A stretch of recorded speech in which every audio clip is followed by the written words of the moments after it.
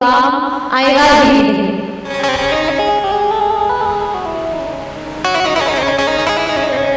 राम लक्ष्मण राम तेरे काम आएगा,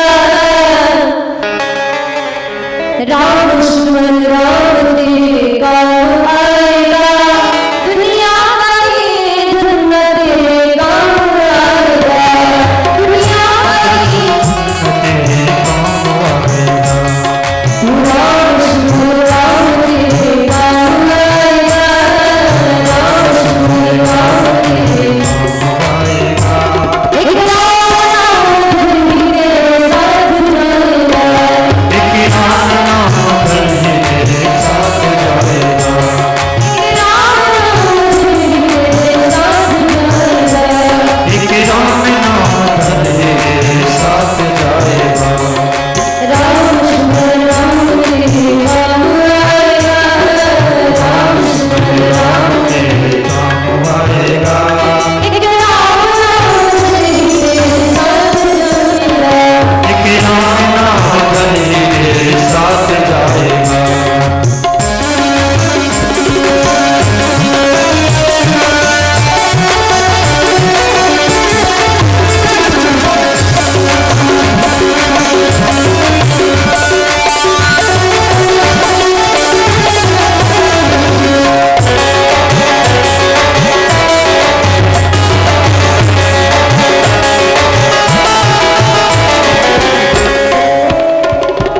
जीव संसार में जो अपने कुटुंब परिवार में जुड़ा रहता है ना, उनके लिए भी कहा है, भाई बंधु राजपाट में आएगा, भाई बंधु राजपाट में, ये भाई बंधु राजपाट में आएगा, भाई बंधु राजपाट में, भाई बंधु राजपाट में आएगा, अंधकार में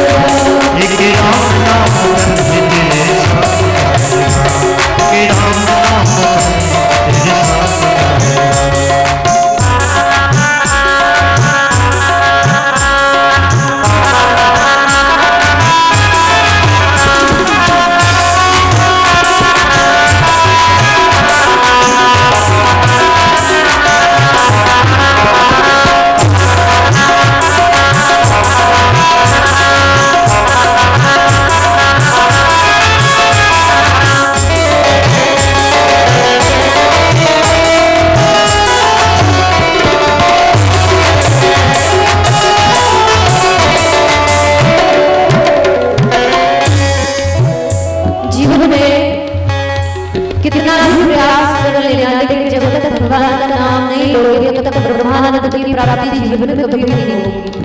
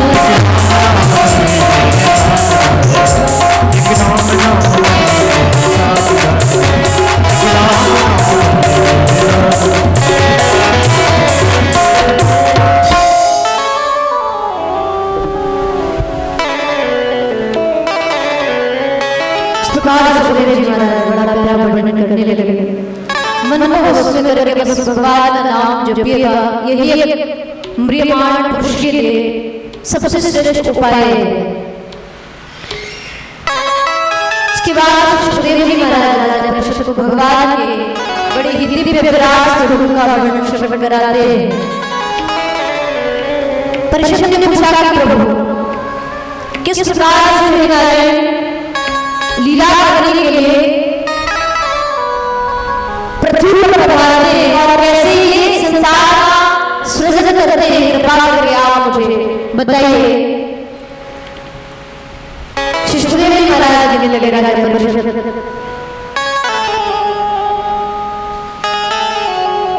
सर्वप्रथम संपूर्ण विश्व जल में डूबा हुआ था। पृथ्वी पर जल का स्थायी नहीं। उदापुरुषं विश्वमिदं तदायसि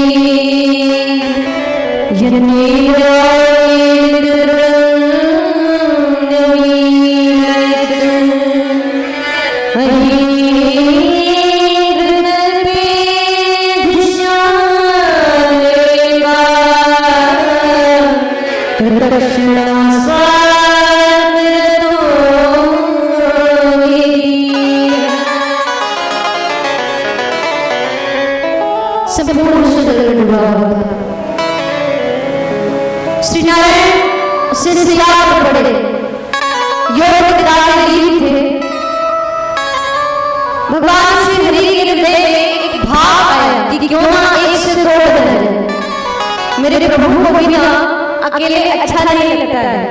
जब तक भगवान अपने भक्तों के साथ लीला ना करे, प्रभु का अकेले भी मन नहीं लगता। मेरे प्रभु ने एक से तोड़ने का विचार किया। ब्रह्मा जी की नाभि से पुष्प कमल प्रकट हुआ और उस कमल पर ब्रह्मा जी महाराज विराजमान थे। ब्रह्मा जी महाराज प्रकट हुए, चतवारी लेवे विश्वमुखारी चारों ओर से चारों दिशाओं को देने लगे, लेकिन जल के अलावा पृथ्वी पर कुछ दिखाई दिया नहीं। श्री हरिनारायण का दर्शन नहीं हुआ। वो कमल जिस पर विराजमान थे, दूसरा वायु और तीसरा जल। बड़ी खोज की ब्रह्मा जी महाराज है, लेकिन जब कुछ पता नहीं चला। 100 वर्ष तक खोज चली, तब एक तरफ ताव और दूसरी तरफ आग दिखाई दिया। संगीत समझ करके तब करने के लिए विराजमान हुए।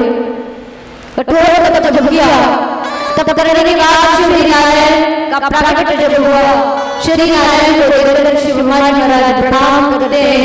भगवान ने ब्रह्मा जी को केवल एक ही आज्ञा दी कि ब्रह्मा जी महाराज आप सृष्टि का विस्तार करिएगा। ब्रह्मा जी महाराज ने कहा कि प्रभु मैं कैसे कर सकता हूँ, ये मेरे बस की बात नहीं प्रभु। और अगर मैंने कर दी तो संसार में व्यक्तियों को देखा जाता है, जीव को थोड़ा होने पर अहंकार हो जाता है प्रभु। और मैं तो पूरे संसार की रचना करूंगा, और अगर मुझे अहंकार हो गया फिर मेरे मेरे प्रभु ने कहा कि आपको अधिकार नहीं हुआ, मेरी कृपा आपके साथ है, आप पर इन सब प्यारों का प्रभाव पड़ेगा नहीं, आप सृष्टि का विस्तार करें। भगवान श्री की बात को सुनकर ब्रह्मा जी महाराज ने सृष्टि करना प्रारंभ तो किया। सबसे पहले जब सृष्टि करी तो अज्ञान की 5 वृत्तियां प्रकट हो गई।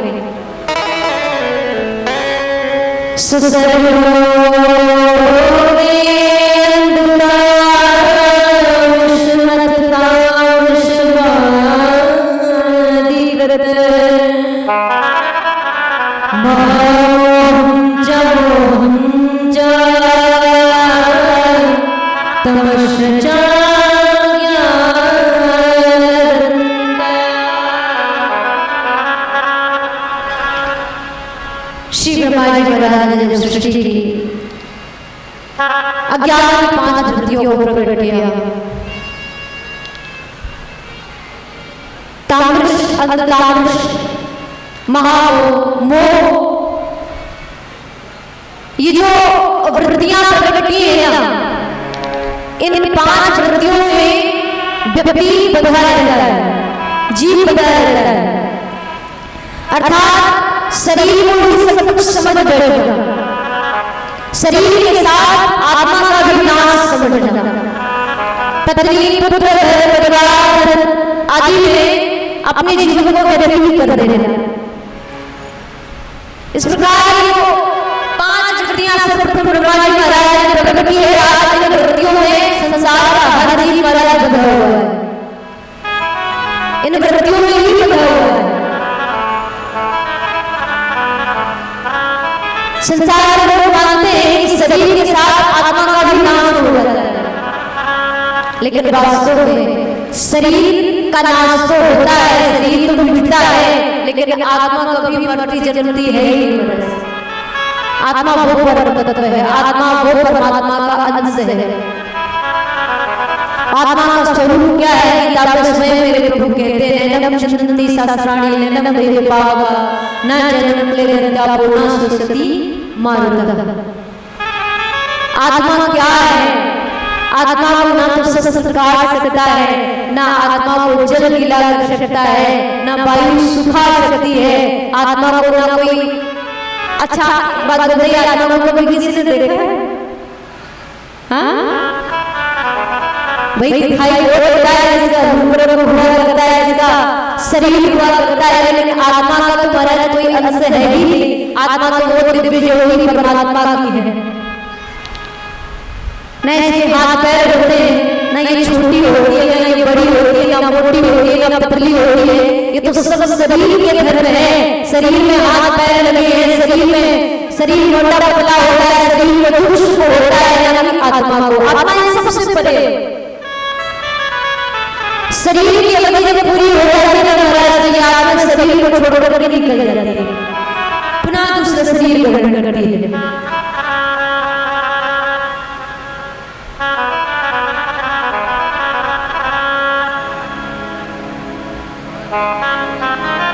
आत्मा का नाश नहीं होता है।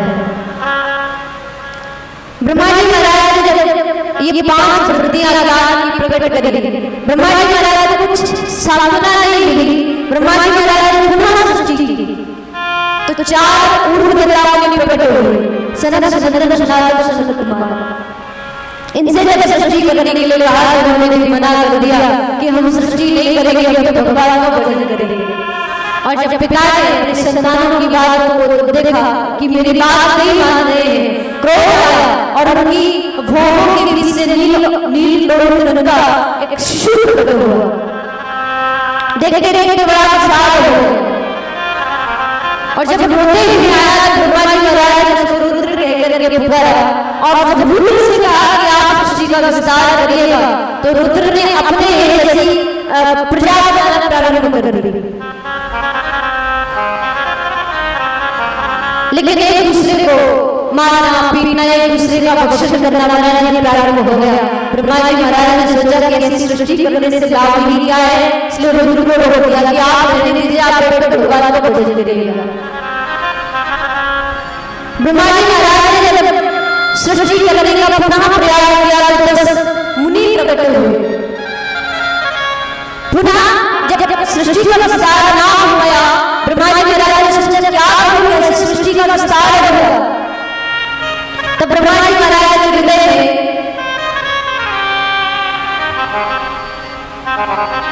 ब्रह्मा जी महाराज ने सोचा क्यों ना मैं खुद सृष्टि के द्वारा संसार का विस्तार किया है। और जब ये भाव हृदय में हुआ श्री हरि की कृपा से, तो उनके शरीर के भाग हुए, एक भाग से मनु और एक भाग से शत्रुघ्न का प्रकट हुआ। इन दोनों के द्वारा सृष्टि का बड़ा दिव्य विस्तार किया गया। और इनकी जो संतानें हुई तो कहा कि 3 कन्याएं थी और 2 पुत्र, आकृति, देवहूति, प्रसूति, प्रियव्रत और कालपद। ये 5 संतानें महाराज इनकी हुई और इनके ही बस से संसार की सृष्टि आगे हुई, विस्तार हुआ। मनु महाराज प्रकट हुए। मनु महाराज ने श्री ब्रह्मा जी महाराज से आज्ञा मांगी कि प्रभु मुझे क्या करना है। ब्रह्मा जी महाराज ने सृष्टि करने का आदेश दिया। तो मनु जी ने कहा कि प्रभु प्रजा को मैं प्रकट कर दूं, सृष्टि का विस्तार करूं, लेकिन जो प्रजा आएगी वो रहेगी कहां पर? उनके रहने के स्थान भी तो चाहिए, क्योंकि पृथ्वी पर इस समय जल में डूबी हुई है। तब ब्रह्मा जी महाराज ने पृथ्वी को बाहर निकालने के लिए श्री नारायण से प्रार्थना की, मेरे प्रभु। उस समय वराह का रूप धारण करके मेरे प्रभु का प्रकट हुआ। और उस समय राक्षस था जिसका नाम था हिरण्याक्ष, जो पृथ्वी को चुरा कर पाताल लोक में रहा करता था। भगवान ने क्या उसको मार करके अपने दांतों पर पृथ्वी को उठाकर मेरे प्रभु लाए और एक स्थान पर स्थापित कर दिया।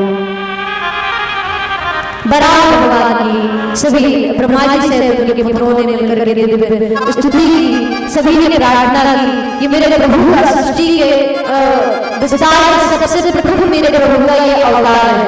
मेरे भगवान ने वराह अवतार धारण किया।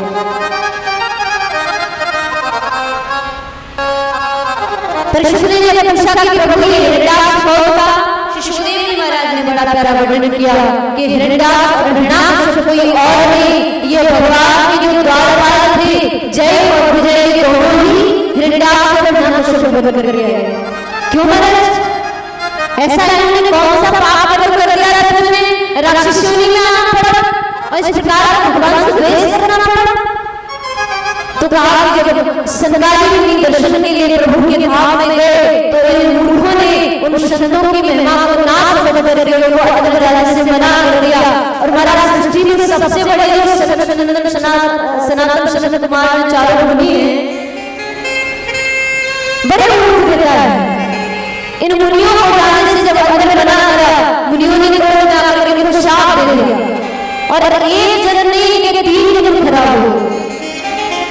सबसे पहले हिरण्याक्ष को दे और फिर राम और कुंभकर्ण दे और फिर आकर के शिशुपाल और दंतवक्र के द्वापर में आकर के बने।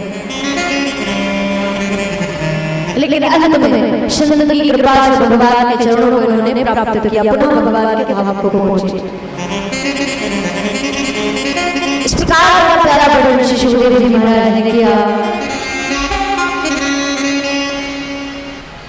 जीवन में एक विशेष बात याद रखिए, कुछ हमारे शास्त्र जिसको बताते हैं उसके विरुद्ध कभी काम ना किया जाए, क्योंकि शास्त्रों के विरुद्ध अगर काम किया जाता है, कुछ कार्य ऐसे हैं जो उनको नियमपूर्वक अगर करा जाए तो लाभ देते हैं, और अगर उनके विरुद्ध काम करते हैं तो फिर नुकसान भी व्यक्ति के जीवन में आता है। द्वितीय जो हिरण्याक्ष को इनके गर्भ से जन्म लेकर के आए, द्वितीय मीना के गर्भ से कश्यप महाराज की पत्नी, इन्होंने संतान प्राप्ति की इच्छा से पति के चरणों में जाकर प्रार्थना की। संध्या का समय था, उस समय हमारे शास्त्र कहते हैं कि कभी भी विश्राम नहीं करना चाहिए। बड़ा प्यारा श्लोक आएगा,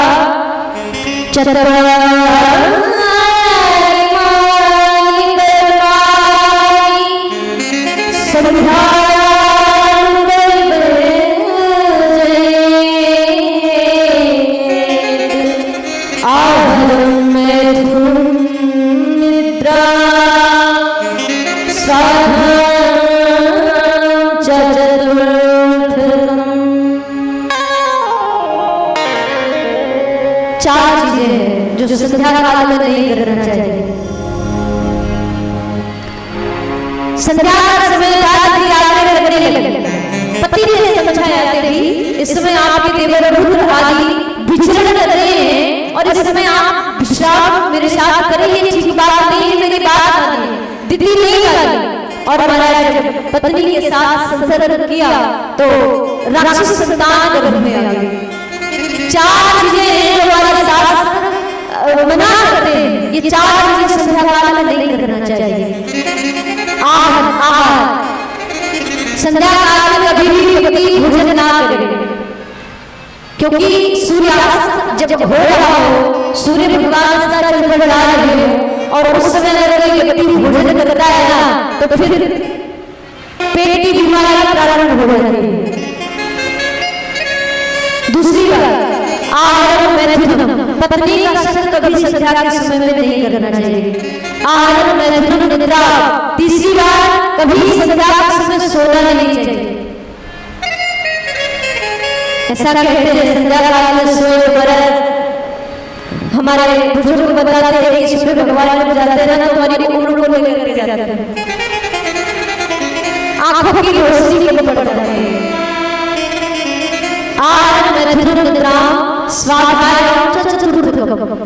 संध्या काल में कभी स्वाध्याय भी नहीं करना चाहिए, पढ़ना भी नहीं चाहिए, क्योंकि जो संध्या काल में स्वाध्याय होता है ना, जो स्मृति स्वाध्याय की होती है उसकी स्मृति हो जाती है, उसको भूल जाता है।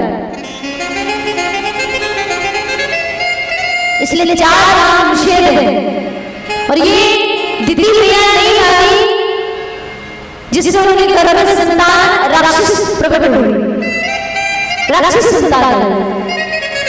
लेकिन अंत में दीदी प्रिया ने अपने पति से जब प्रार्थना की तो पति ने कह दिया कि अंत समय भगवान के द्वारा भगवान के हाथ में उनको मुक्ति प्राप्त होगी। इस प्रकार मेरे प्रभु ने हिरण्याक्ष और हिरण्याकश्यप का मेरे भगवान ने किसी कारण को लेकर मेरे प्रभु ने इनका उद्धार किया। श्री सुखदेव जी महाराज की बड़ी ही कथा श्रवण कराते हैं। कहा ये जो मनु महाराज की जो संतानें थी ना, इन संतानों के वंश से आगे का वंश चला।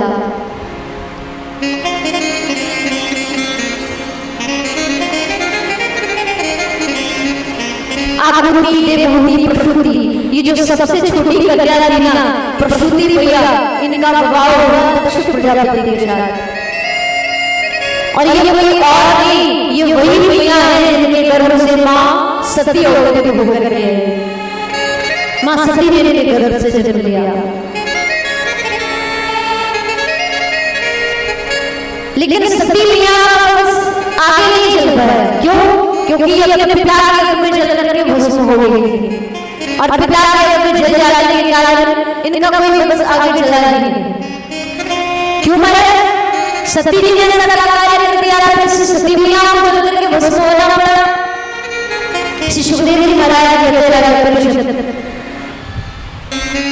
एक बार जब दक्ष प्रजापति अपनी पुत्रियों से बड़ा स्नेह किया करते थे, लेकिन सती प्रिया से द्वेष कर दिया। क्यों? तो कहा शिव जी के कारण। दक्ष प्रजापति ने जब एक बार किया सबको बुलाया, सब आकर उस यज्ञ में विराजमान हो। और जब दक्ष प्रजापति ने उस यज्ञ में प्रवेश किया, सबने उनकर के दक्ष प्रजापति का सम्मान किया, लेकिन भोलेनाथ और ब्रह्मा जी महाराज नहीं उठे। ये दोनों ही बैठे थे। और जब दक्ष प्रजापति ने ये देखा तो दक्ष प्रजापति को क्रोध आ गया और सभी को सुना करके कहने लगा ये भूतनाथ की संगत मिट्टी में जा रहा है। मैंने तो इसको अपना पुत्र समझ करके अपनी प्यारी पुत्री के हाथों को सौंप दिए, लेकिन ये इसने उठकर मेरा सम्मान किया। भोलेनाथ ने समझ लिया, कुछ नहीं कहा। लेकिन दक्ष ने उनकी चुप रहने के कारण दक्ष को और आ गया। एक तो इसने सम्मान नहीं किया और मैंने ना बड़बड़ाया और उसके बाद भी कुछ बोला नहीं, श्राप दे दिया और कहा कि आज से शिव को यज्ञ में कोई भाग नहीं मिलेगा, वंचित कर दिया जाएगा। शिवजी महाराज को श्राप भी दे दिया, उसके बाद मेरे भोले बाबा ने कुछ कहा ही नहीं।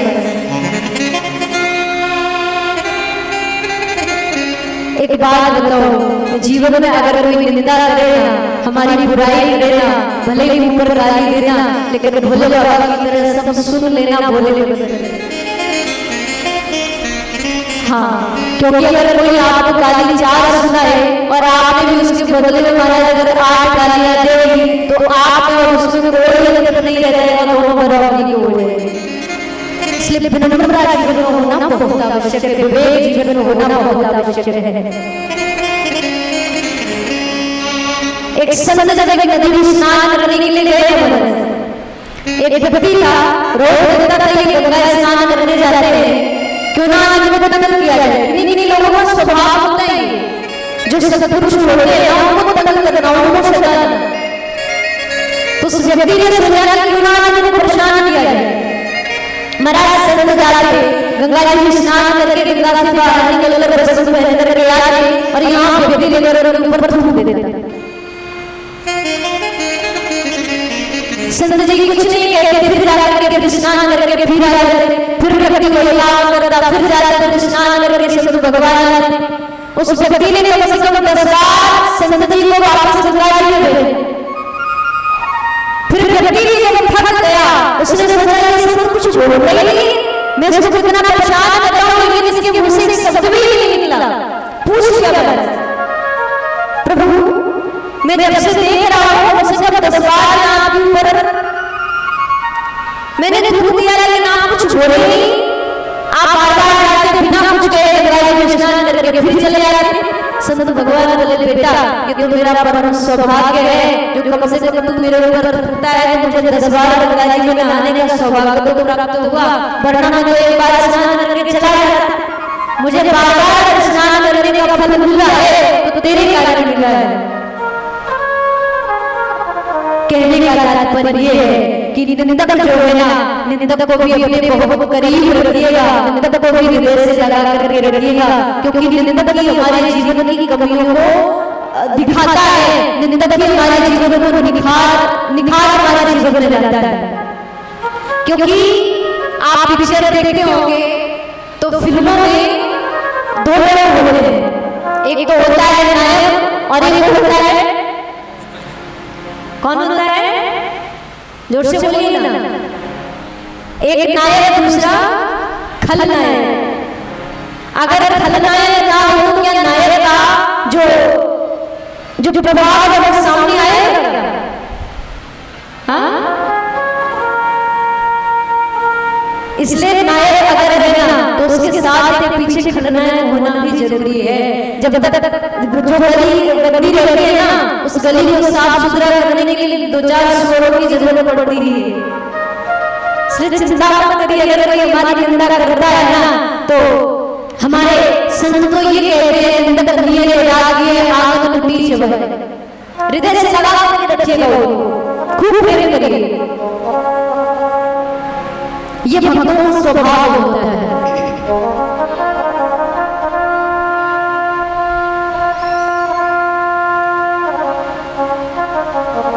भोलेनाथ ने कुछ कहा नहीं, बिल्कुल साफ बैठे थे, प्रजापति को साफ दिया, इस शिव को कहिए तुमने भाग नहीं लगेगा। भोलेनाथ ने जब कुछ नहीं कहा तो भोलेनाथ के जो नंदी बाबा थे, नंदी जी को क्रोध आ गया और क्रोध में आकर के प्रजापति को श्राप दे दिया।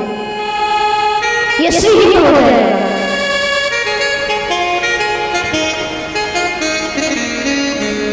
दिया शाप शिव जी को है,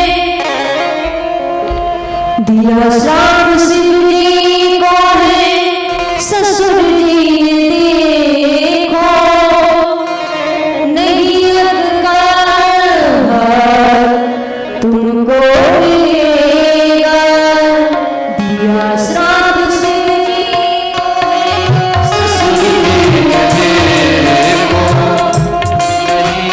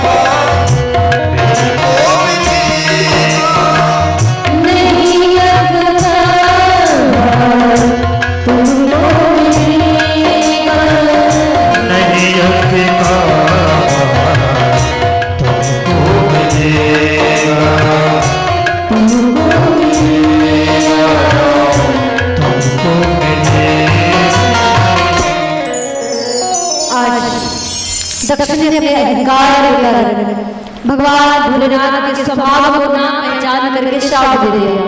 और ध्यान दीजिए, दक्ष वही होता है जो सब कार्य करने में कुशल हो, उसको दक्ष कहा जाता है। इस चीज का दक्ष को बड़ा अहंकार था। भोलेनाथ कैलाश पर्वत को मेरे प्रभु ने,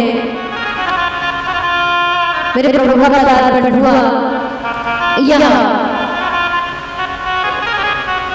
जब भोलेनाथ माँ पार्वती, माँ सती के साथ कैलाश पर विराजमान है, यहाँ ब्रह्मा जी महाराज ने जब दक्ष प्रजापति के पद पर बिठाया तो वाजपेयी यज्ञ जब किया, उस यज्ञ में सबको निमंत्रण दक्ष ने दिया, लेकिन भोलेनाथ को छोड़ दिया, भोलेनाथ को बुलाया ही। भोलेनाथ अपनी माँ सती के साथ में बैठ कर कैलाश पर्वत पर भगवान की कथाओं का गुणानुवाद कर रहे थे। लेकिन यहाँ देवता थे ना, देवता सब मिलजुल करके दक्ष प्रजापति के यहाँ यज्ञ में जा रहे थे, तो जानबूझकर महाराज कैलाश पर्वत से होकर जा रहे थे। भाई कैलाश पर्वत पर जाने के और भी रास्ते थे। कभी कभी क्या होता है, अगर हमारा किसी रिश्तेदार से संबंध खराब हो जाए तो रिश्तेदार जब भी कोई काम करेगा तो हमें नहीं बुलाएगा, बल्कि हमारे बगल में जो पड़ोसी है ना, उनको जरूर निमंत्रण देता है, उनको जानबूझ करके बुलाएगा। पड़ोसी हमारे महान होते, पड़ोसी आएंगे 10 बार में, क्यों भैया आपके उनके यहाँ ये काम हो रहा है तो क्या आप नहीं चलेंगे? पड़ोसियों का काम होता है मेरे जले पर नमक छिड़कना, और आज देवता भी वही काम कर रहे हैं। जानते हैं भोलेनाथ यज्ञ में हिस्सा नहीं लिया गया है, भोलेनाथ को जाना नहीं है, इसलिए जानबूझकर महाराज कैलाश पर्वत से हो जा रहे हैं। सती मैया ने जब देखा तो पूछा कि प्रभु ये सब देवता क्या बना रहे हैं? भोलेनाथ ने कह दिया, देवी आपके पिता के यहाँ बड़ा भव्य वाजपेयी यज्ञ किया जा रहा है, उस यज्ञ में ही ये सब देवता जा रहे हैं।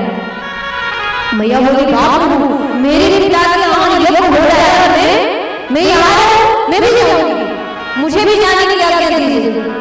भोलेनाथ ने कहा, नहीं देवी हम आप नहीं जा सकते। कहा क्यों प्रभु?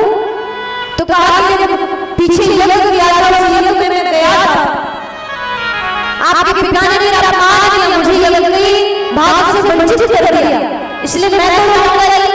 सती मैया बोली, प्रभु आप नहीं जाएंगे तो मेरे तो पिता है ना, आपके ससुर जी है, लेकिन अगर आप बुराई है तो मैं तो अवश्य जाऊंगी। पिता की कार्य पुत्री अपने घर रहे, मैं अवश्य जाऊंगी। भोलेनाथ ने बड़ा समझाया, देवी जहाँ हमारे विरोध के व्यक्ति हो वहां कभी जाना ही नहीं चाहिए।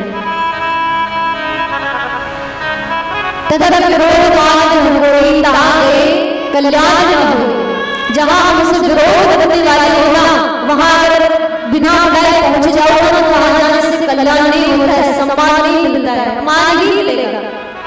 इसलिए देवी नहीं जाना है। माँ को बड़ा बनाया। सती मैया ने एक न सुनी।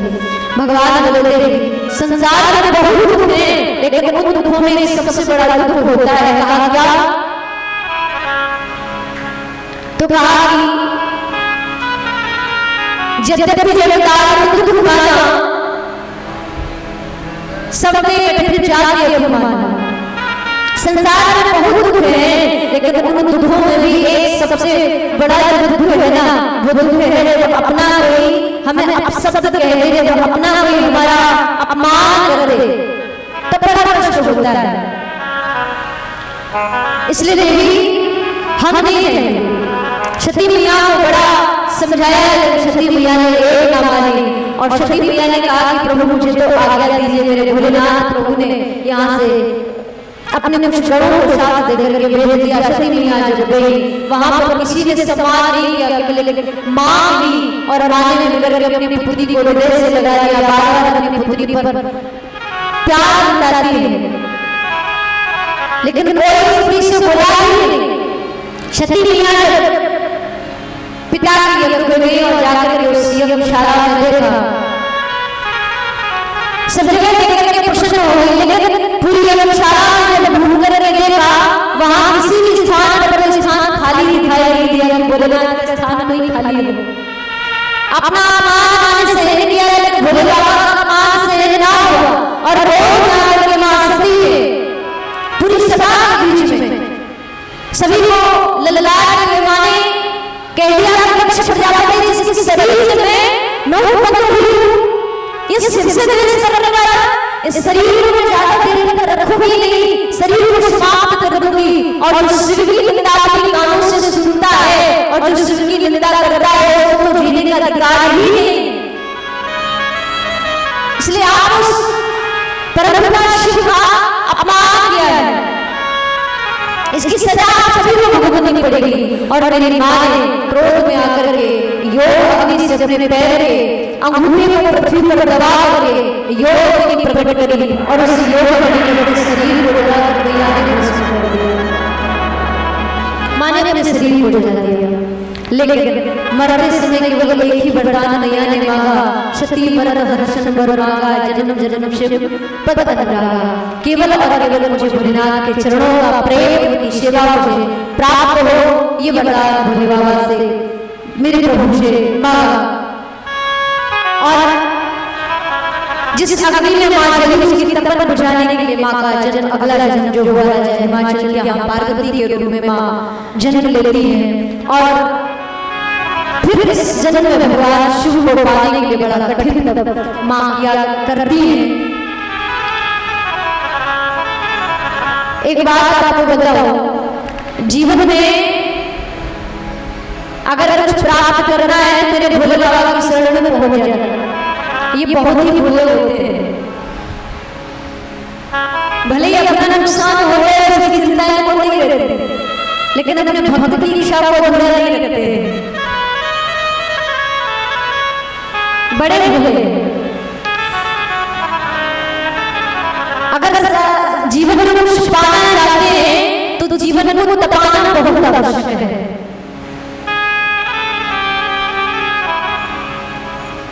आज स्त्रियां ना युवा पीढ़ी आज हम देखते हैं कितनी दुर्बल हो गई है। क्यों? क्योंकि माँ बाप बचपन से संतानों को तपाना जानते ही नहीं है।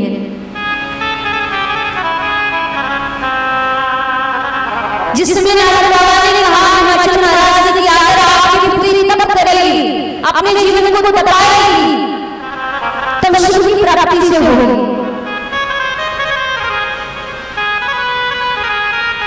भगवान भजन करने के लिए भगवान संतानों को रोकेगा मत।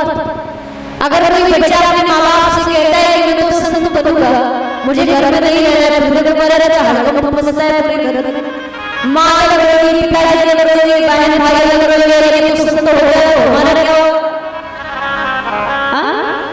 अरे अगर कोई भगवत प्राप्ति करना चाहता है तो उसके साथ उसको बढ़ाने का प्रयास करिएगा कि कम से कम ये भगवत प्राप्ति करके समाज का, अपने जीवन का और परिवार का ही कल्याण करेगा, ना कि उसको भगवत प्राप्ति करने से रोकिए मत। पार्वती मैया ने बड़ा कठिन तप भोलेनाथ को प्राप्त करने के लिए जब किया, माता पिता ने भी आगे दे दी, जा तू तप कर।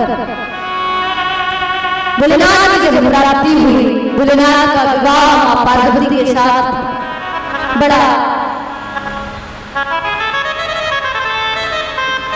विस्तार से जो विधि विधान से मेरे भोलेनाथ प्रभु का विवाह हुआ। आइए सूक्ष्म रूप में हवा भगवान भोलेनाथ के विवाह में सम्मिलित हो और उसके बाद आगे कथा में प्रवेश करेंगे। अभी कुछ सोच रहे हैं कि भूत प्रेत रहते हैं, थोड़ी भूत प्रेत रहते हैं, कोई बात नहीं, कुछ देर के लिए थोड़े भूत प्रेत ही बढ़ जाएंगे।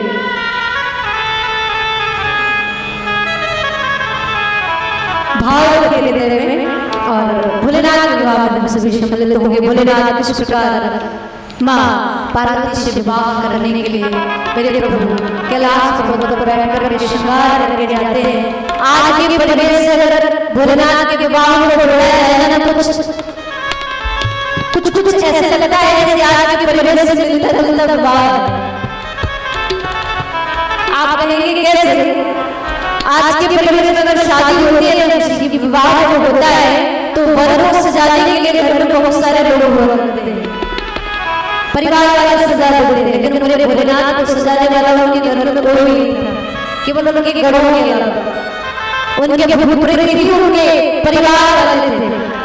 हमारा जो जैसा होगा वैसे ही सजाए, सब सज करके आए मेरे भोले बाबा ऐसे ही बैठे बाबा पर भूतों ने जब देखा तो भोलेनाथ के चरणों में जाकर प्रणाम किया और कहा बाबा अगर आपकी आज्ञा हो तो हम आपका श्रृंगार कर दे। भोले बाबा बोले हाँ तो नहीं अवश्य करिए ना। भूत प्रसन्न हुए, आज हम अपने बाबा को सजाएंगे, आज हम भोलेनाथ को सजाएंगे और महाराज गया के शमशान पर ताज मुर्दे की राख लाया और लाकर के भोले बाबा के पूरे शरीर पर पोत दी, पूरे शरीर पर लगा।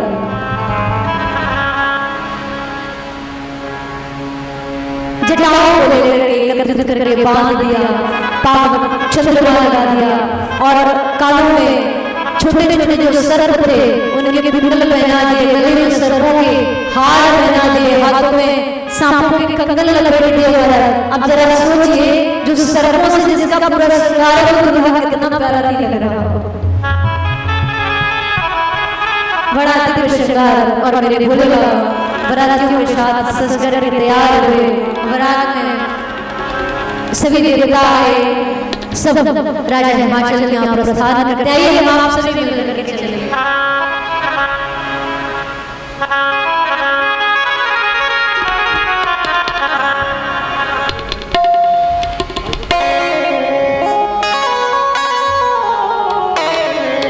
लेकिन भोलेनाथ की बारात में वही नाचेगा, नहीं तो चिल्ला भी ले लो।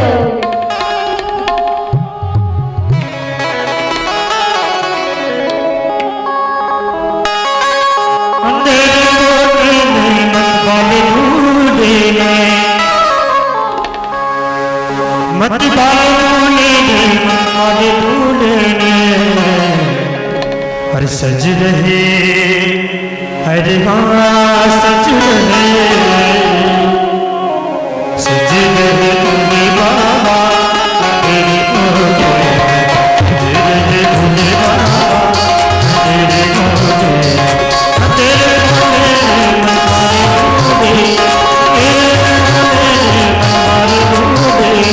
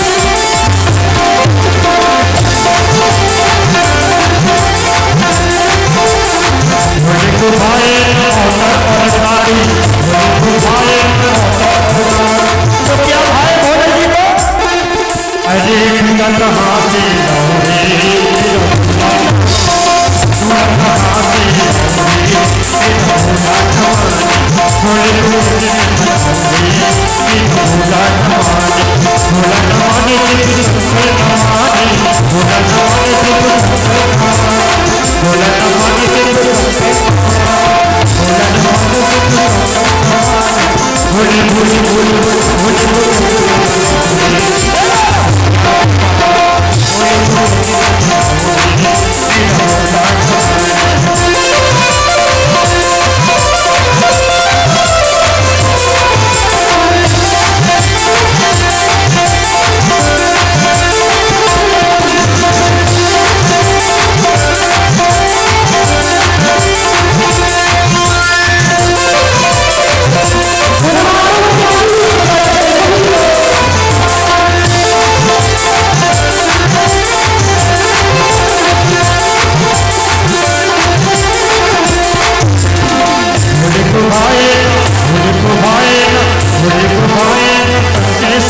भोले तुम्हारे तो अरे कुछ कहाँ से होंगे मेरा भोला कुछ कहाँ से होंगे मेरा भोला भोला नाम सिंह भोला नाम सिंह भोले को कहीं बनाओगे मेरा भोला भोले को कहीं बनाओगे मेरा भोला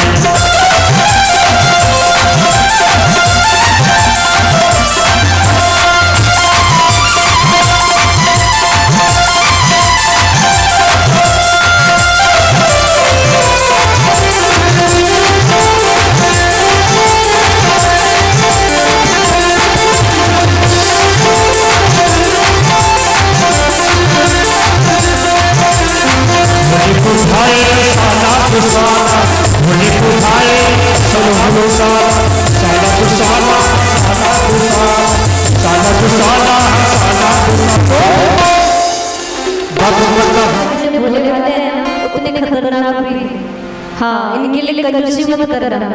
नेक आदमी भूखे अगर छोड़ दिया ना तो मुश्किल हो जाएगा। इसलिए इनके जैसे में कंजूसी मत करना। जो राज कुछ करेगा, बोले भगवान की जगत जननी मां की जय।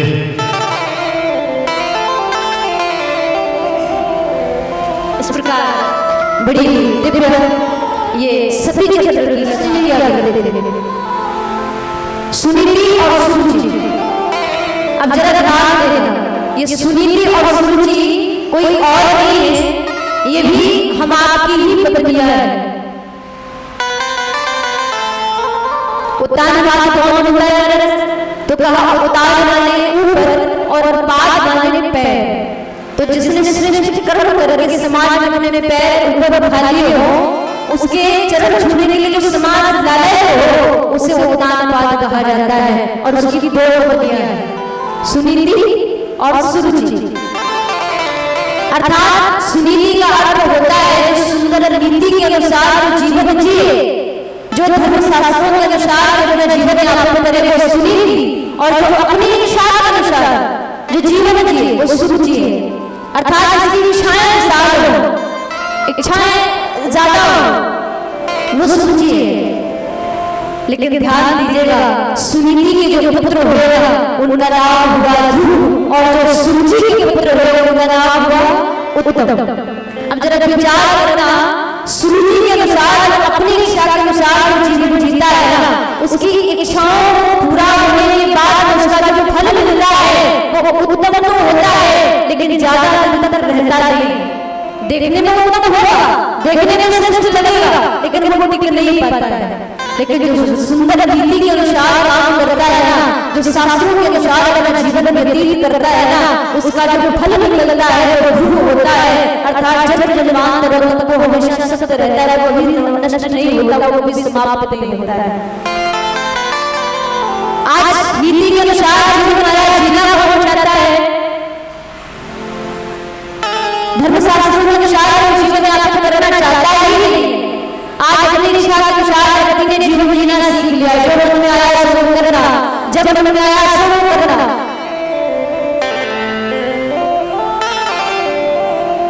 मैंने आपको कहा था कि व्यक्ति के जीवन में केवल दो बात ही प्रधान है, कमाना है, खाना है, और जब नहीं पैसा मारा तो उसको भगवान प्रारंभ कर देता है। जीवन में कष्टों हो जाते हैं, लेकिन उन कष्टों को सहन करते हुए भगवान का नाम जपते हुए वो व्यक्ति उन कष्टों को पार कर देता है। दुख में कभी घबराया, बस धर्म के मार्ग पर चलते चला, क्योंकि धर्म के मार्ग पर चलना भी इतना आसान नहीं है। बहुत कठिनाई आती है, बहुत कष्ट आया करते हैं, लेकिन भगवान से सदैव प्रार्थना करते रहिए कि प्रभु हम तुम्हारे प्रभु हम तुम्हारे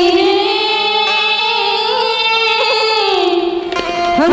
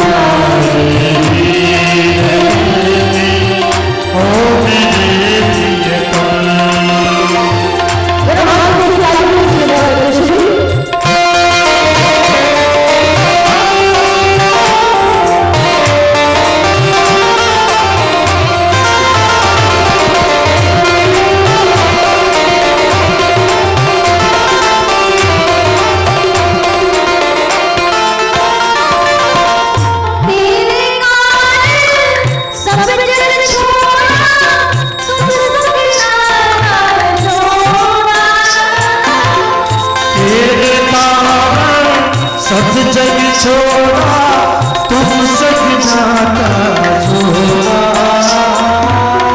एक बार हंस कर कहना मैंने रागों मेरा